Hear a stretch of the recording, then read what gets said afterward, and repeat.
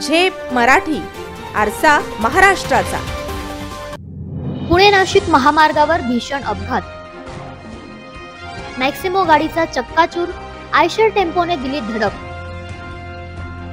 9 जणांचा बळी तर 11 गंभीर जखमी।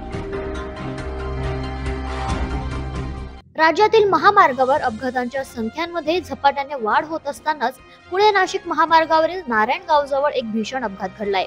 आयशर टेम्पो आणि एसटी बसच्या दरम्यान झालेल्या धडकेत मॅक्सिमो गाडीचा चक्काचूर झालाय, ज्यात 9 जणांचा मृत्यू झाल्याची धक्कादायक माहिती समोर आली आहे। प्रशासनाने मृतांचा आकडा आणखी वाढण्याची शक्यता वर्तवली आहे। नाशिक पुणे महामार्गावर आयशर टेम्पोने ओव्हरटेक करण्याच्या प्रयत्नात मॅक्सिमो गाडीला जोरदार धडक दिली। प्रत्यक्षदर्शी म्हणतात की आयशर टेम्पोने मॅक्सिमो गाडीला धडक दिल्यानंतर ती एसटी बसवर जाऊन आदळली, त्यामुळे गाडीचा चक्काचूर होऊन त्यातील सर्व 11 प्रवासी गंभीर जखमी झालेत। जखमींवर नारायणगाव मधील ग्रामीण रुग्णालयात तत्काळ उपचार सुरू आहेत।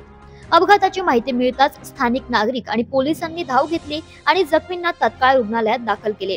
प्रशासनाकडून प्राप्त माहितीनुसार काही जखमींची प्रकृती अधिक गंभीर असून मृतांचा आकडा वाढू शकतो। ही घटना राज्यातील महामार्ग सुरक्षेवर एक मोठे प्रश्नचिन्ह निर्माण करते।